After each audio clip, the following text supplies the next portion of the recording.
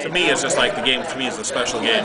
Is Thin Ice, and Thin Ice came about because we had a first look deal with Data East Corporation, which is a Japanese arcade company, and they would bring arcade machines to us and say, "Well, here's our latest game," and they came with a game called Disco #1. There was a little boy dancing around a disco floor, and there were disco girls and everything, and we kind of liked the mechanics of the game, but nobody liked the idea of the game.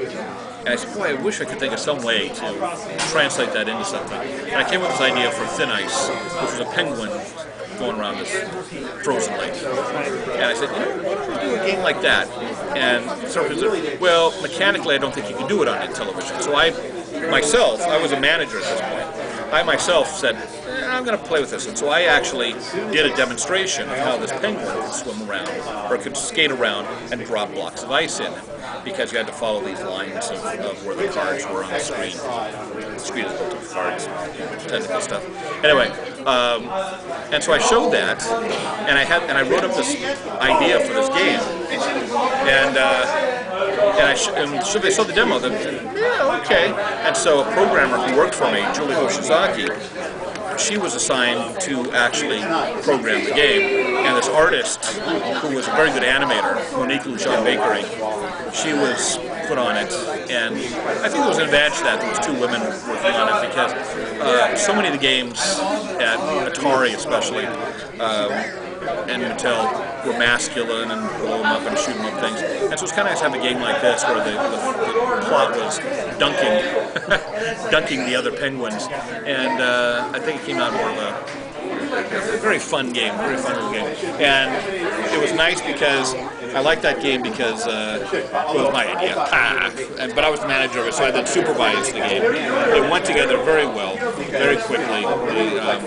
They did a great job programming, great job designing it. And but Mattel went out of business, and so they didn't release it. But when INTV Corporation released it a couple years later, they needed instructions and they needed a box for it, so they called me. So I did the actual illustration for the box, because I'm a cartoonist, I'm an illustrator. So I did the box and I wrote the instructions for it. So it's a game where I can look at it and say I was to some degree involved in every aspect of it.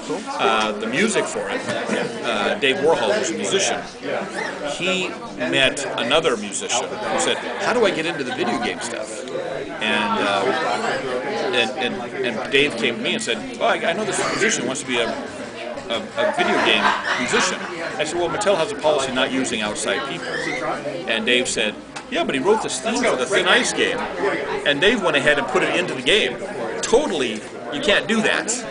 And we said, you can! That's great music.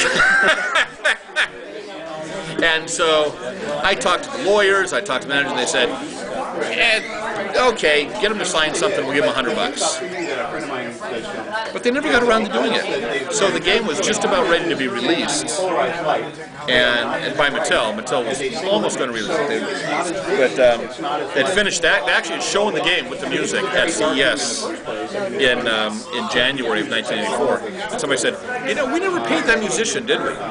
So then they wound up paying like $1,000 because, ooh, don't sue us. We've shown this game with his music in it and everything. But that game just had so much of me in it. And even though it's technically Julie's game and Monique's game, and George Sanger, who wrote the music, it's still, I kind of shepherd it through. I'm really happy with it.